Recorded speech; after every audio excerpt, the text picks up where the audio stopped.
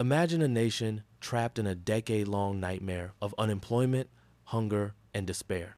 Streets filled with breadlines, factories shuttered, farmers bankrupted, 25% unemployment, an economy in ruins, millions living in misery. The government tried everything. Public works, programs, social welfare, banking reforms, nothing fully worked. Then one night, the 7th of December, 1941, bombs fell on Pearl Harbor, and within 4 years, an economic crisis that had plagued America for 10 years completely reversed. Unemployment dropped below 1%, factories ran 24 hours a day, women replaced men on assembly lines, and production exploded. The story I'm telling you today isn't just a war story. It's the story of one of economics' greatest paradoxes. How did humanity's deadliest war simultaneously end modern history's worst depression? How did a machine that produced death and destruction also create an economic miracle? To answer these questions, we need to go back to 1929, to the beginning of the Great Depression. In October 1929, the New York Stock Exchange collapsed, and the world economy entered the deepest crisis in history. The stock market crash didn't just affect wealthy investors, it spread throughout society because millions of ordinary Americans were investing in the stock market at the time, most with borrowed money, meaning leveraged positions. Leverage means investing with borrowed money, and it multiplies losses just as much as gains. When the stock market lost 89% of its value, millions lost their fortunes overnight. But the real problem spread much deeper than the stock market. Banks began to fail because the loans they had made weren't being repaid and people panicked, trying to withdraw all their money. This is called a bank run, and it's a death sentence for banks operating on a fractional reserve system. Banks only keep a small portion of your deposited money in the vault, lending out the rest. This normally isn't a problem because everyone doesn't withdraw their money at once. But if everyone comes at once, the bank can't produce that money and closes. Between 1,930 and 1,933 9,000 banks failed 1/3 of all banks. People's savings evaporated. Since there was no deposit insurance, you lost your money with no reimbursement. This banking crisis completely stopped credit flow. Credit is the bloodstream of the economy. Businesses take out loans to grow. Consumers use credit to buy homes and cars. When credit dries up, the economy stops. Businesses couldn't invest, cut production, and laid off workers. Unemployment rose from 3% in 1929 to 25% in 1933. 1 in 4 people was unemployed. But even official figures didn't show the full picture because they didn't count those who had given up looking for work, part-time workers, or those forced to work for low wages. The real unemployment and underemployment rate was perhaps 40%. 13 million Americans couldn't find work. Streets filled with soup kitchen lines. Shanty towns called Hoovervilles sprang up, where people built homes from cardboard boxes. They were named after President Herbert Hoover, whom the public blamed. International trade collapsed. Countries turned to protectionist policies, imposing tariffs.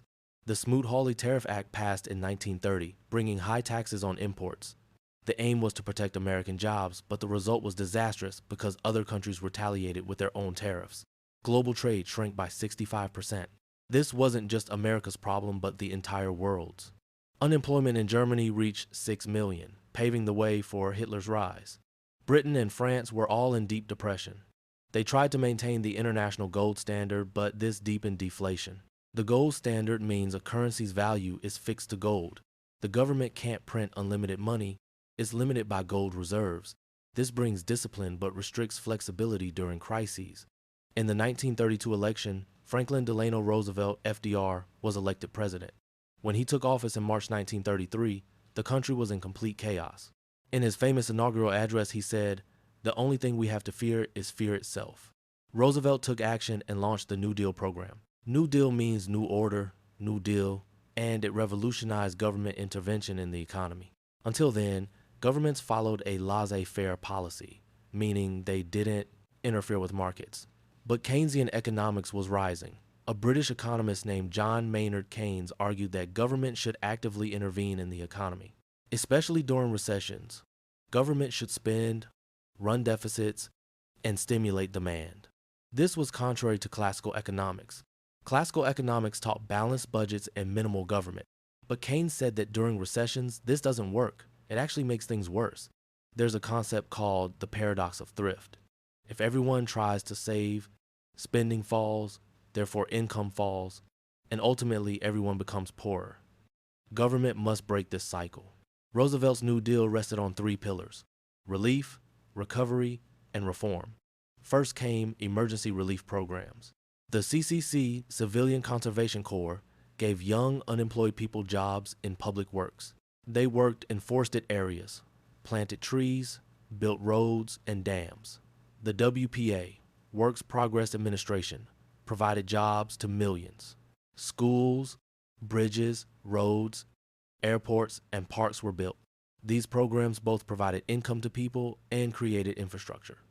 The TVA, Tennessee Valley Authority, brought hydroelectric dams to a poor region, developing the area. These were massive public investments. The Social Security system was established with the Social Security Act of 1935. Retirement, unemployment insurance, disability benefits. This was the welfare state concept. The idea that the state is responsible for citizens' basic welfare.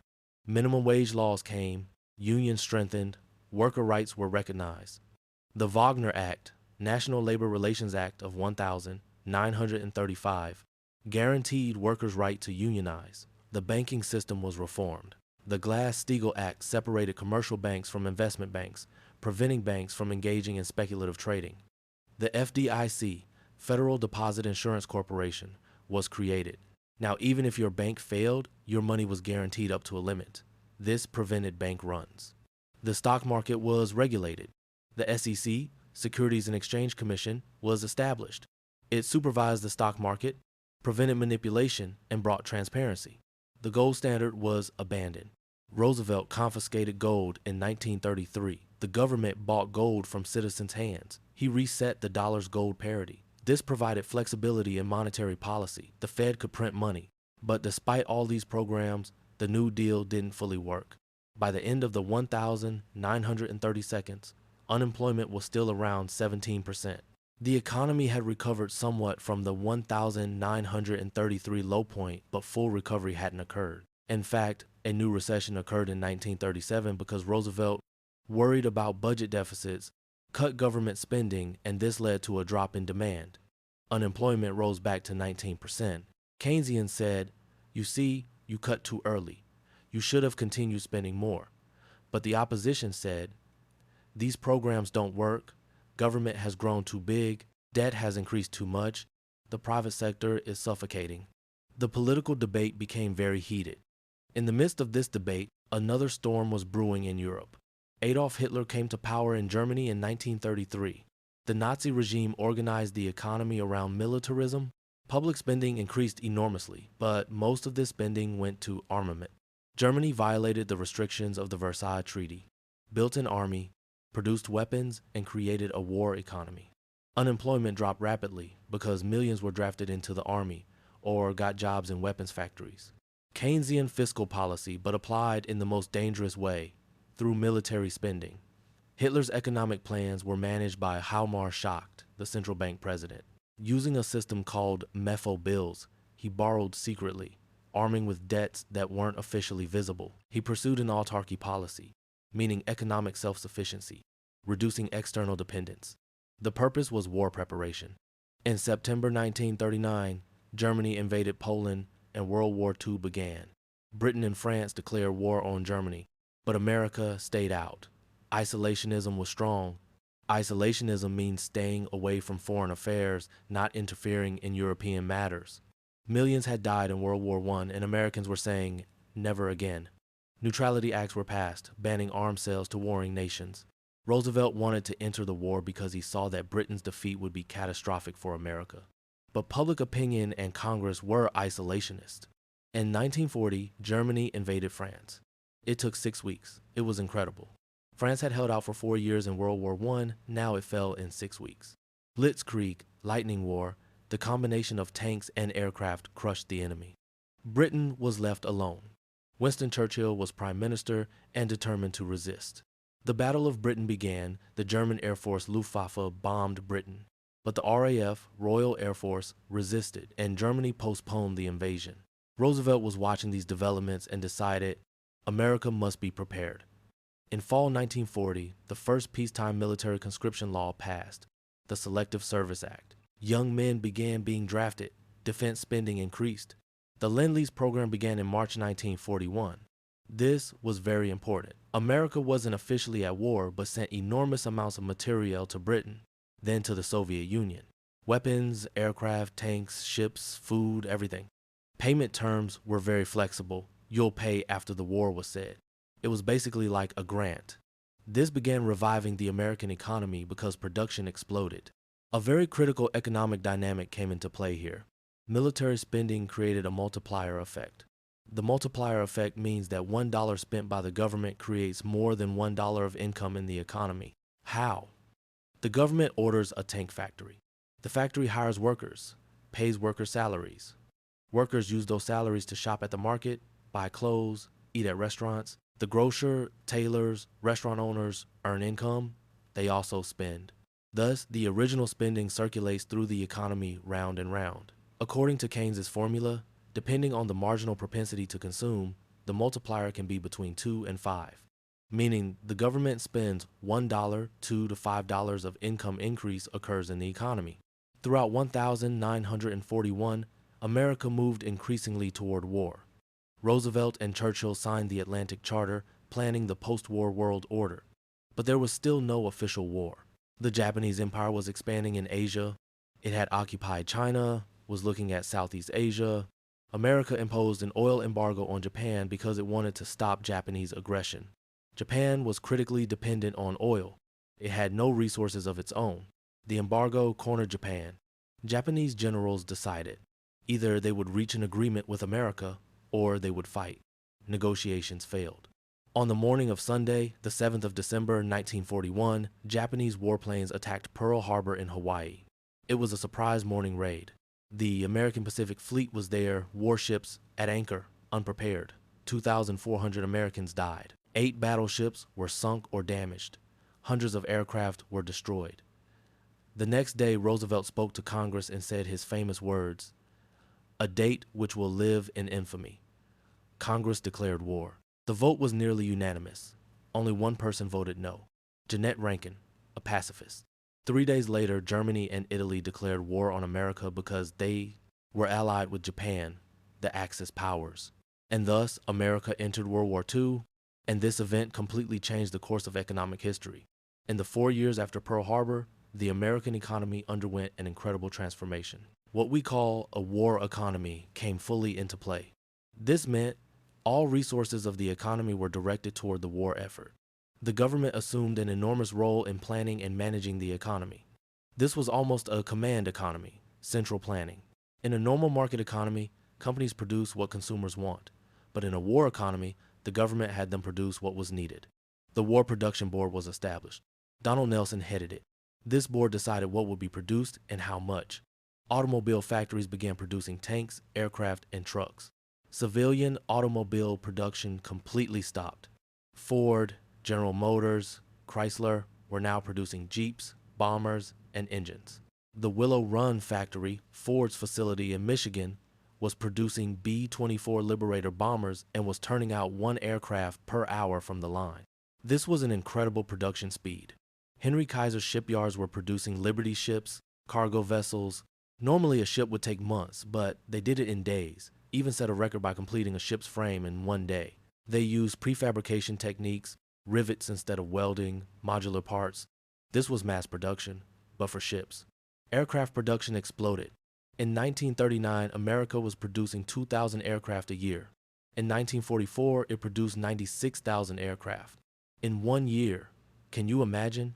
A 50-fold increase. B-17 Flying Fortress, B-24 Liberator, P-51 Mustang.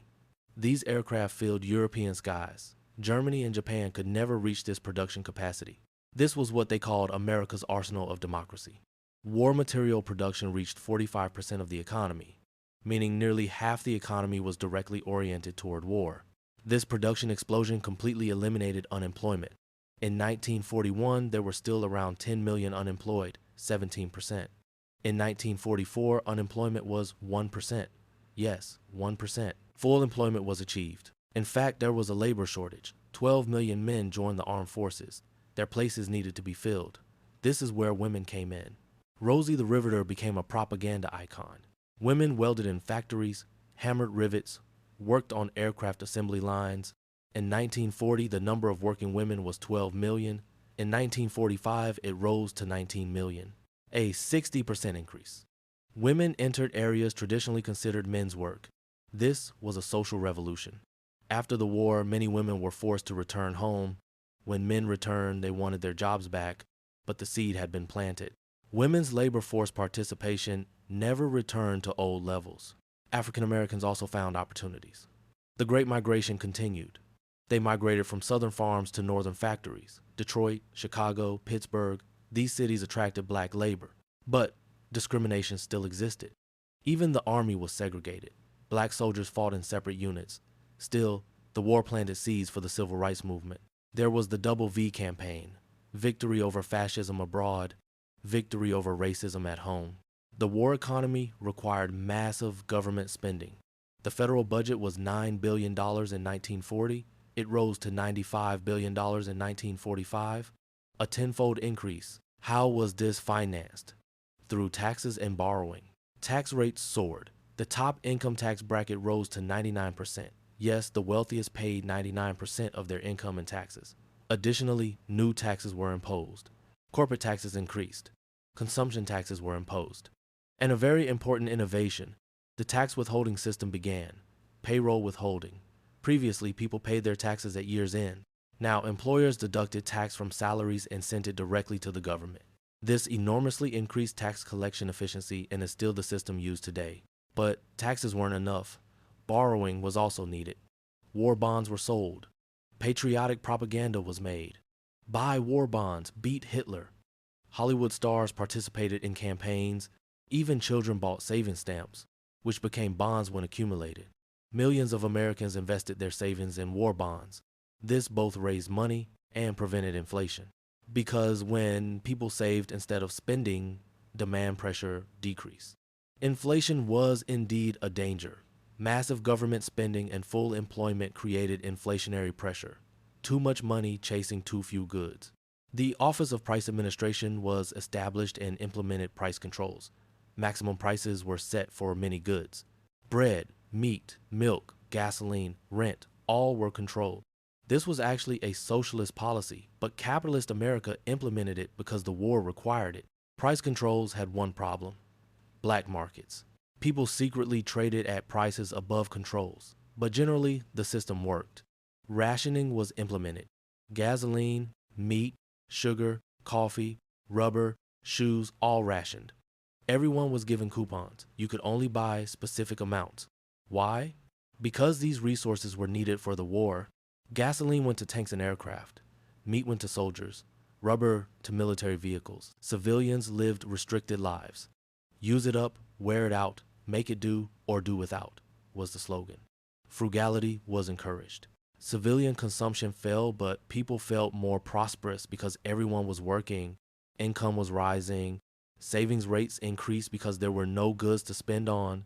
You couldn't buy a new car, they weren't being produced. Refrigerators, washing machines, electrical appliances, production had stopped. People invested their income in bonds or saved it. This prepared the ground for the post-war boom because there was pent-up demand. When the war ended, these savings were spent and an economic explosion began. Innovations accelerated. War forced technological advancement. Radar was developed, jet engines, electronics, materials, all advanced. Penicillin became mass-produced. This was enormously important. In previous wars, infection was the main cause of death. Now there were antibiotics, the wounded survived. Synthetic rubber was developed. When Japan occupied rubber-producing regions, America couldn't find natural rubber. It was forced to develop synthetic alternatives and succeeded. Nylon, plastics, all became widespread in this period. Nuclear physics took giant steps and the Manhattan Project, the atomic bomb project, succeeded. This scientific and technological mobilization laid the foundations for the post-war period. Women's and minorities' participation in the economy left lasting effects. After the war, these groups didn't completely withdraw.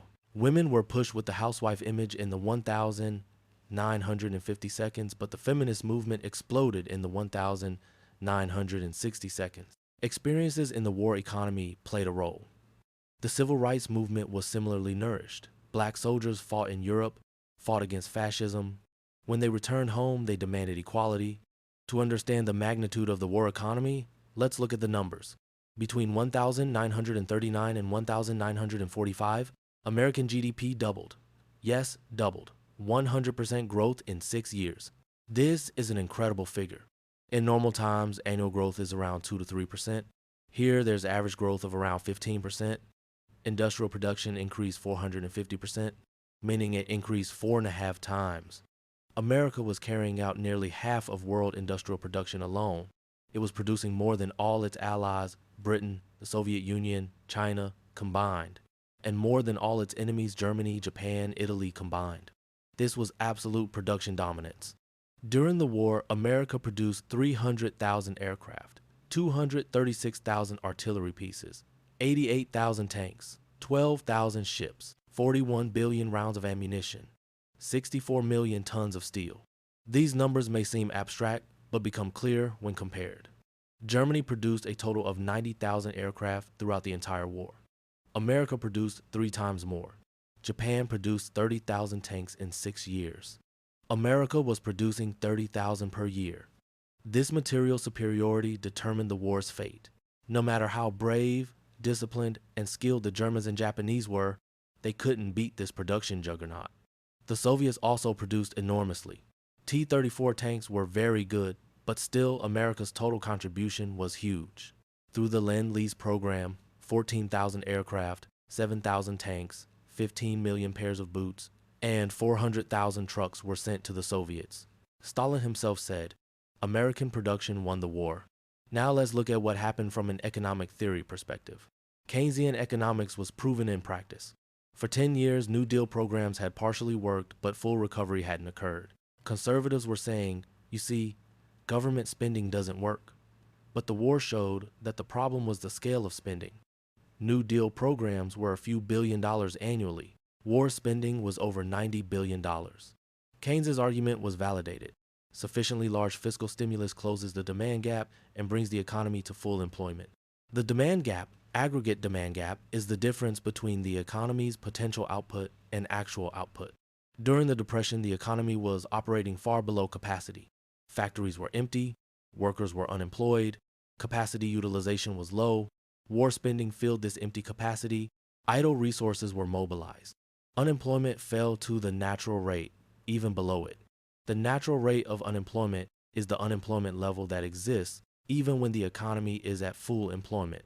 Because people are temporarily unemployed while changing jobs, frictional unemployment, or workers become unemployed while transitioning to another sector as some sectors shrink, structural unemployment. The natural rate is around 4 to 5%. During the war, it fell below 1%. This actually means overemployment. There was a labor shortage. There was an inflation threat, but price controls and the rationing system prevented it. This is a very important point. The criticism made of Keynesians: if government spends too much, inflation explodes. But the war showed that with appropriate policies, price controls, taxation, and savings incentives, inflation can be controlled. During the war, annual inflation was around 5% high, but controlled, there was no hyperinflation. Debt increased enormously, but the economy also grew. Federal debt was 45% of GDP in 1940. It became 120% in 1945, meaning our debt was larger than our economy. Conservatives panicked. This debt will sink us. We're leaving a burden to future generations. But Keynesians said, what matters is the debt to GDP ratio. And as the economy grows, this ratio falls. Indeed, it did. After the war, the economy continued to grow, and within 20 years, the debt to GDP ratio fell below 40%. Debt increased nominally, but the economy grew faster. The war economy also reduced income inequality. The Gini coefficient fell. Why?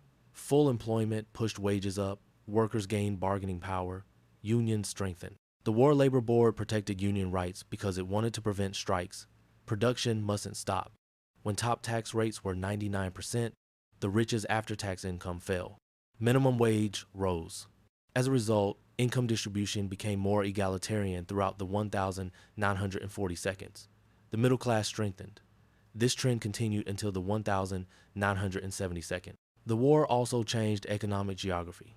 War industry concentrated in western and southern states. California was the center of aircraft production. Lockheed, Douglas, Consolidated, all were in California. Defense spending flowed to the south. Shipyards, military bases, ammunition factories. These regions grew and strengthened economically. The region called the Sun Belt, the South and Southwest, rose. These demographic changes also affected subsequent political balances. Universities and research institutions received huge funds. The Manhattan Project alone spent over $2 billion, an enormous sum in those days. MIT, Caltech, University of Chicago managed large projects. Radar was developed at MIT. Calculating machines, early computers emerged. ENIAC, the first electronic computer, was completed at the University of Pennsylvania in 1945. It had been made for ballistic calculations. This scientific infrastructure was the foundation of the post-war technology explosion. The roots of Silicon Valley lie here. The international economic order was also reshaped. The Bretton Woods Conference was held in 1944. Allied countries planned the post-war economic system. Keynes represented Britain, Harry Dexter White represented America. Two plans clashed, but ultimately the American plan prevailed because economic power lay with America. The Bretton Woods system was established. A fixed exchange rate system, the dollar pegged to gold, other currencies pegged to the dollar. 1 ounce of gold was $35. Other countries' currencies were pegged to the dollar, but in an adjustable way. The IMF, International Monetary Fund, was established. If countries experienced balance of payments crises, the IMF would provide credit. The World Bank was established. Officially the IBRD, International Bank for Reconstruction and Development. It would rebuild war-devastated countries, then help developing countries. GATT, General Agreement on Tariffs and Trade, was signed. The aim was to promote free trade, reduce protectionism. Because the trade wars of the 1932 had deepened the Depression, they didn't want to experience this again. America was at the center of this system. The dollar became the world reserve currency. Bretton Woods established dollar hegemony. Countries conducted international trade in dollars, held reserves in dollars. This provided America with enormous privilege. They call it exorbitant privilege. You can borrow by printing dollars, the whole world accepts it because it's the world currency. This became the foundation of post-war American economic power. The war ended in summer 1945. Germany surrendered in May, VE Day, Victory in Europe Day. In August, atomic bombs were dropped on Hiroshima and Nagasaki. Japan surrendered, VJ Day, Victory over Japan Day. 16 million American soldiers were demobilized, they returned home. Economists were worried. 16 million men will be looking for work. War spending will stop. The economy will collapse. There will be a new depression. Famous economists like Paul Samuelson predicted this. But it didn't happen. The opposite occurred. The post-war boom began. Why was there no collapse? Several reasons. First, the GI Bill of Rights. Veterans returning from war were provided with education, home loans, unemployment benefits, and health care. This was an enormous program. 8 million soldiers went to university. The government paid. This created an educated workforce. 12 million soldiers received low-interest mortgages. Suburbanization began. Large housing projects like Levittown were built. Automobile sales exploded. People bought homes, cars, refrigerators, washing machines because they had savings accumulated during the war and there were no goods to spend on. Now, there's both money and goods being produced again. The second reason, the Marshall Plan. America gave $13 billion in grants for Europe's reconstruction. This was both humanitarian and strategic. If Europe became impoverished, it might turn to communism. Soviet influence might spread. A wealthy, stable Europe was good both for democracy and for American exports. Marshall Plan funds were used to buy American goods, meaning this money actually returned to America, but Europe was rebuilt, both Europe won and America. Third, the baby boom.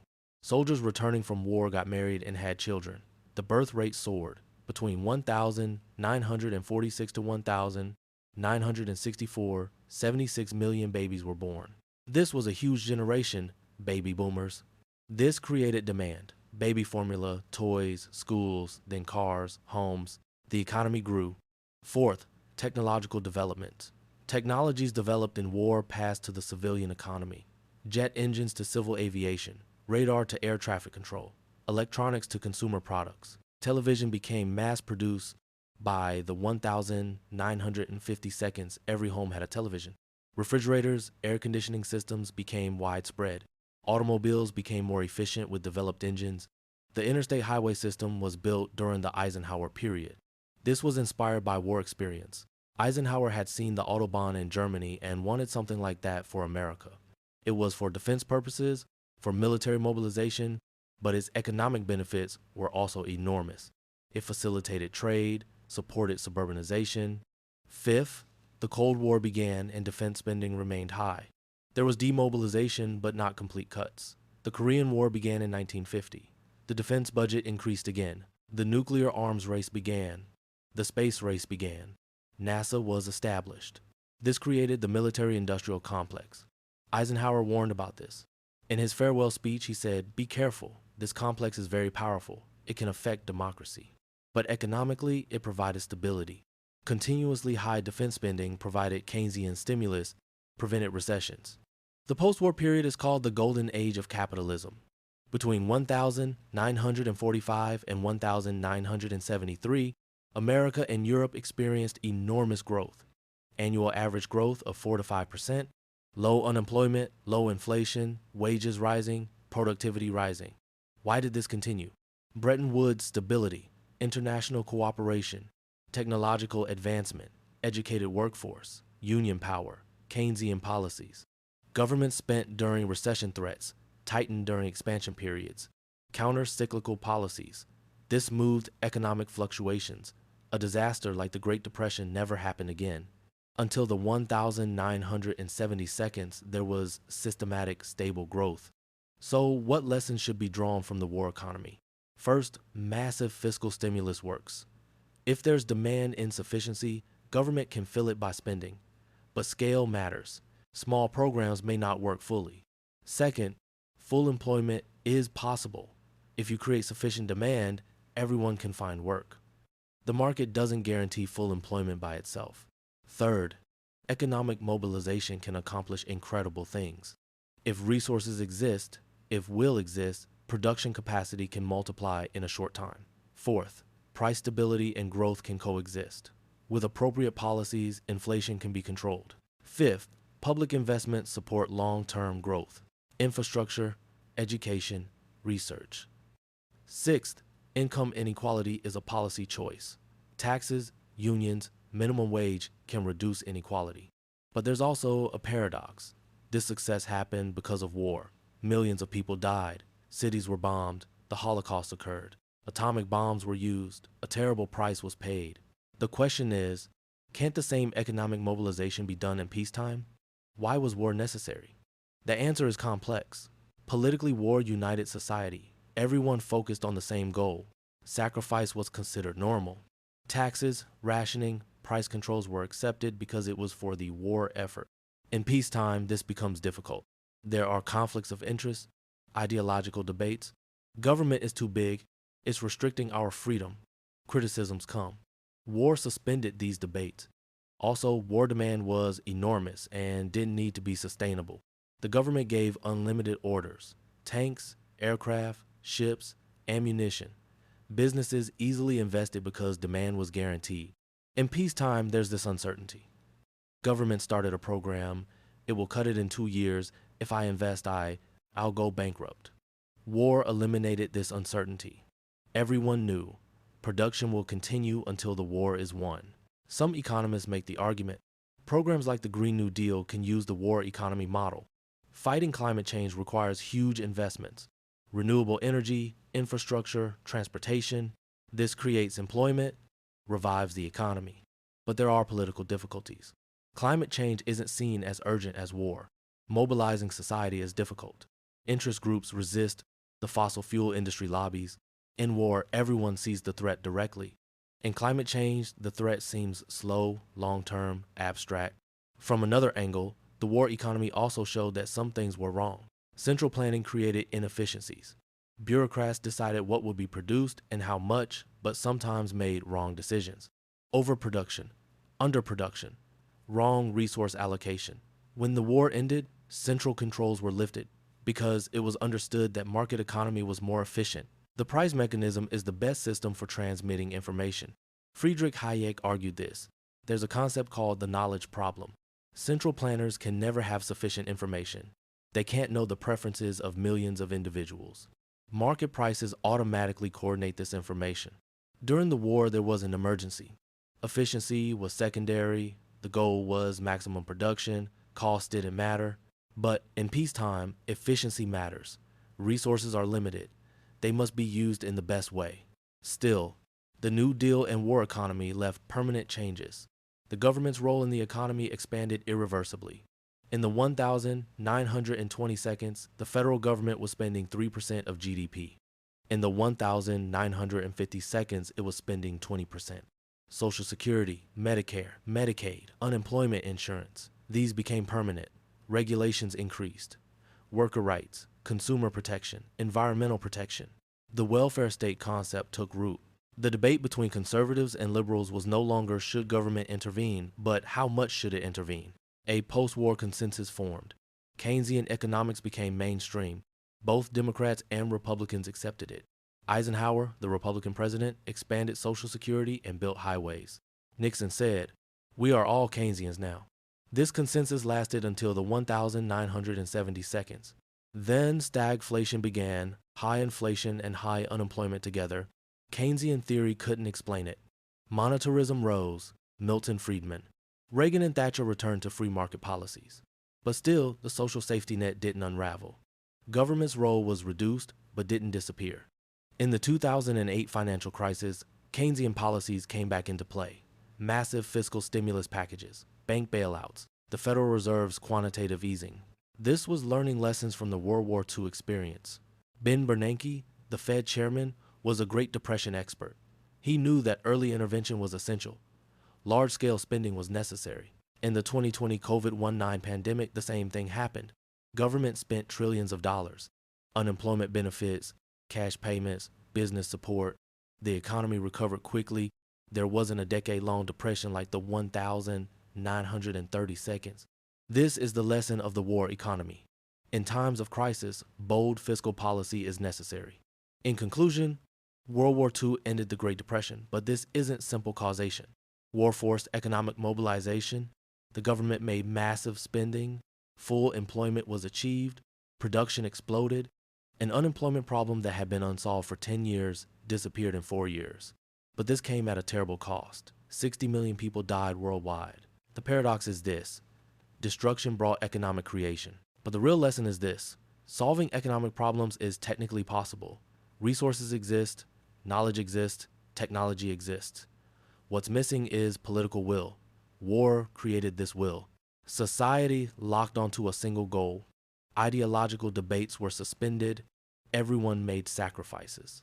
In peacetime, this is difficult but not impossible. Great challenges, climate change, inequality, poverty, these are as serious as war. Perhaps as a society we can address these too with that urgency and determination. World War II showed that humanity can accomplish incredible things. Economic miracles are possible. Only collective will is needed. I hope the next great mobilization will be for life, not for death. Thank you.